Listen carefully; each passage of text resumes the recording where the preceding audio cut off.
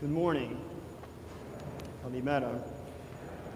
As I've been doing most of the Sundays during this different period, I've been giving the sermon after the gospel, since that's historically where it belongs, and also it allows me to give a few pastoral remarks at the end without being too long.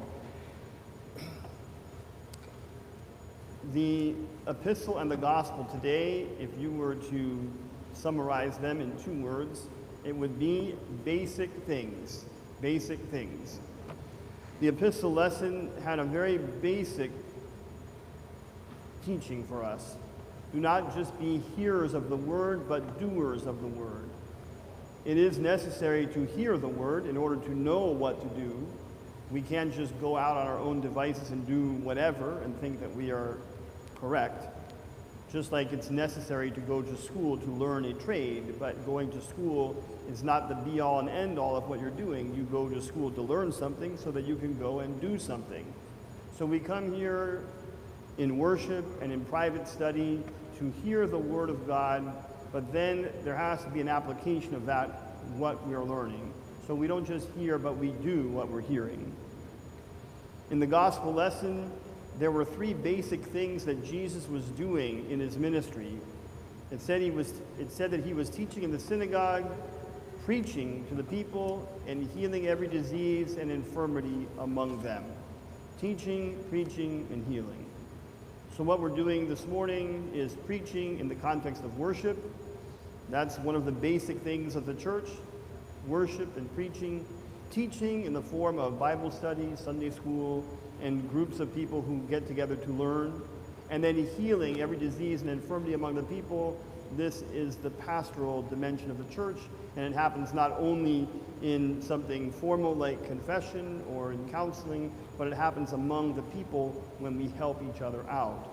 So the basic things that the church exists for is worship, teaching, and healing. Jesus changed the world with 12 fishermen. Well, most of them were fishermen, a few were not, but with unlettered people. We've all, those of us who are sports fans, have all seen those exercises where they say if you were going to start a baseball team with any 9 players, which 9 players would you pick? If you were going to start a football team with 40 players, which ones would you pick? And if you were going to change the world with 12 people, which 12 people would you pick? And we would probably think of big ticket, big name items like Bill Gates and people like that. We'll go change the world with them. We probably wouldn't take 12 people who don't have college degrees or much experience with public speaking or organizing things. We probably wouldn't choose them. And yet that's exactly who Jesus chose. He chose people that were unlettered, who didn't have experience organizing things or public speaking or writing, and those people, they changed the world. They changed the world, and so can we.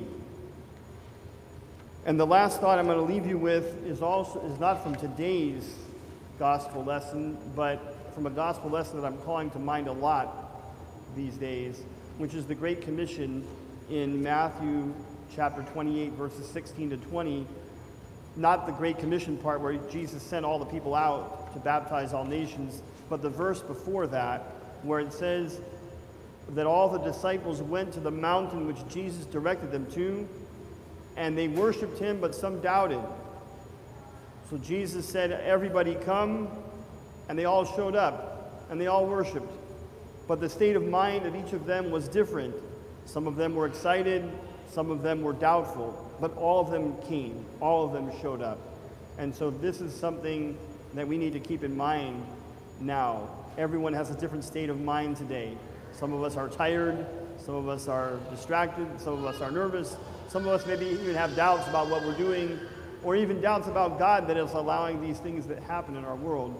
But you have all showed up today, and I encourage you to keep showing up, whatever state you're in, because that's what God asks us to do, to show up, to hear the word and to go out and do the word. But before we can go do anything, before we can baptize all nations, we have to hear the word, understand the word, and be present for the word.